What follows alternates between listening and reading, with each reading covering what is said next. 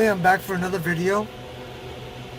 This one is going to be on my transmission temperature gauge.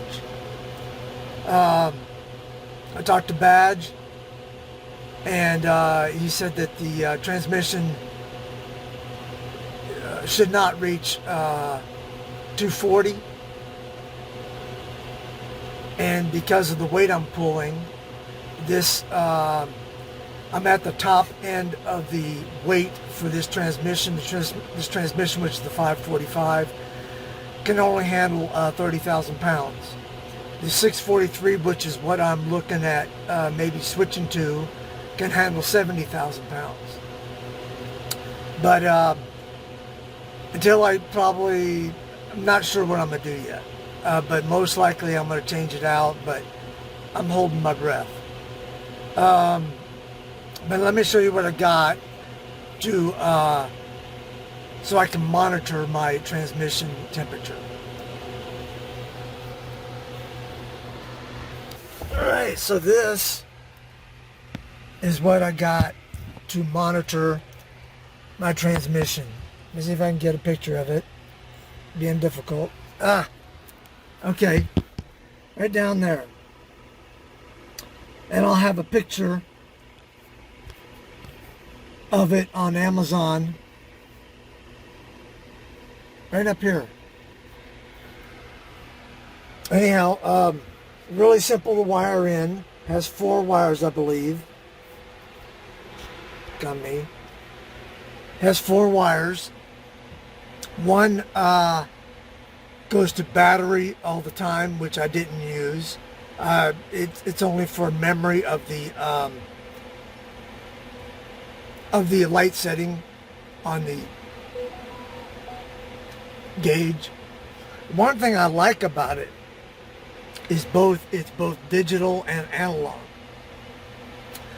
So anyhow, the other 3 wires are all hooked up to the same post power. Let me crawl underneath the bus and show you how I hooked it in. Be right back. All right. So first of all, I'm gonna have a link or a picture on the screen here. I bought this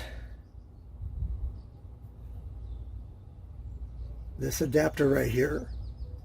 This is the sensor that comes with the kit that hooks to that gauge. This is an adapter I bought, and on the back side of the adapter there's you see from the picture that it has a nut on it.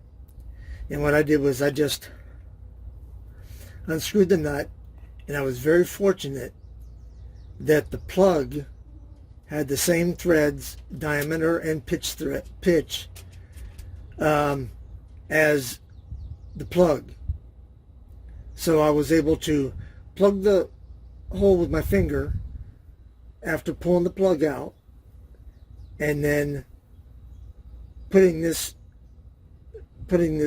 adapter in with the sensor already in it, and it screwed right in perfectly. So it was a really easy job. I lost probably a cup, literally a cup of oil. But that's how I did it. And then I had to end up, I cut the plug that came with it off. This is only 2 wires. And the only reason why I did that was because I couldn't get it through the floorboard without drilling another hole.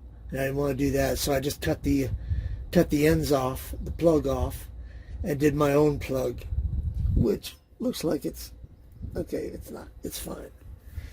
But anyhow, that's how easy it was to install. And let me turn it around. And so the highest temperature I've gotten on the transmission since I installed this is 190, and that was going up the Colorado Continental Divide divide mountain, where I had to stop 6 times because the engine was getting ready to overheat, but not the transmission. The transmission only reached 190. So that was a really good buy for me, a really smart purchase. That way I can monitor the transmission, make sure it doesn't get overheated. So far, so good. And if it's not going to overheat on the Colorado Continental Divide hill, then I don't think it's going to overheat at all.